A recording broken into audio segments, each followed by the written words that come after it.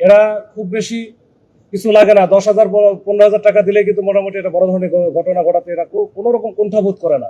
রাউজান এলাকার এবং তথা চট্টগ্রাম অঞ্চলের অন্যতম শীর্ষ সন্ত্রাসী রায়হানীর কিলিং স্কোয়াডের যে প্রধান দিদার এবং তার সাথে আরেকজন কিলিং স্কোয়াডের সদস্য আফসার, এই দুইজনকে কিন্তু আমরা গতকালকে গ্রেপ্তার করেছি।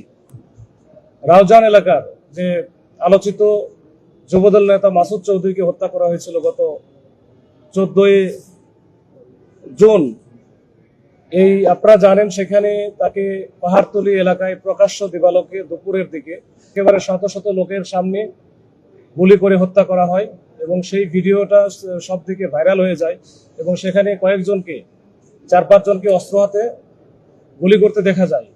সেই অস্ত্র হাতে যাদের গুলি করতে দেখা যায় এদের মধ্যে 2 জন ছিল এই দিদার এবং আফসার। এই 2 জনকে আমরা গতকালকেই সীতাকুণ্ড এলাকা যে শীতলপুর নামক জায়গা আছে ওইখানে আমরা চেকপোস্ট বসিয়ে এই 2 জনকে গ্রেপ্তার করেছি এবং তাদের আগে আরো অন্য আরেকটা গাড়িতে হয়তো আরো অন্য সন্ত্রাসীরা ছিল, তাদেরকে আমরা আসলে একটা ধরতে গিয়ে আরেকটা আমরা মিস করে ফেলেছি। দিদারুল যে আছে ওই নেউল আজিম যে সকালে উঠে সে মাছ ধরতে গেছিল একটা নদীতে পাশের বাড়ির পাশে মাছ ধরার সময় সকালে কিন্তু তারা এই 2 জনই মিলে এই কাজটা করে, তাকে কোপায় এবং গুলি করে হত্যা করে।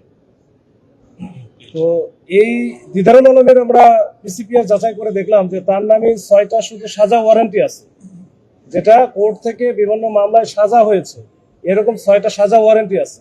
এর বাইরে আরো তো মামলা আছে, সব মিলে বললাম আমি 13টা, সবগুলো কিন্তু হত্যা থেকে শুরু করে ওই বড় বড় ঘটনার মামলা।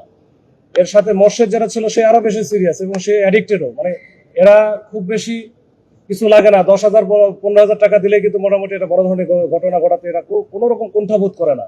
এরকম একটা আসামি যাকে আমরা হচ্ছে করে যে সিএমপির ভিতরে একটা বস্তির ভিতর থেকে আমরা ধরেছিলাম, তো ওই সময় আমরা এটা নিয়ে ব্রিফ করে নেই, যেহেতু আমরা ওই মামলাটার অর্ধেক কাজ করেছিলাম। পরবর্তীতে কালকে যখন আমরা দেখলাম যে সে কেরানীগঞ্জে এখান থেকে ঘটনাটা ঘটানোর পরে সে কিন্তু এলাকা ত্যাগ করে এবং ত্যাগ করে সে ঢাকাতে প্রথমে যায় এবং ওখানে একটা কেরানীগঞ্জ এলাকাটা বাসা নেয়। পরবর্তীতে আমরা যেহেতু তাদের পিছনে লেগেছিলাম, আমরা বুঝতে পারি যে কোন বাসা বা কোথায় সে নিয়েছে, ওইটা সূত্র ধরেই কিন্তু আমরা গতকালকে একটা অভিযান পরিচালনা করা হয়। 2 দিন ব্যাপী ওইখানে আমাদের টিম ছিল।